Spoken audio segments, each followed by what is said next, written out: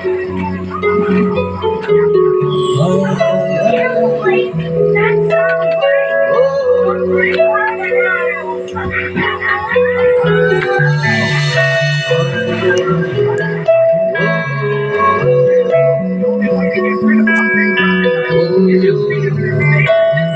ka, anak?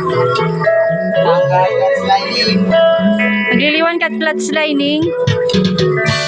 Very good, anak. Good job. Hindi pa na naman ang isip ko. Uy, may katol pa. Hindi pa na naman ang isip ko.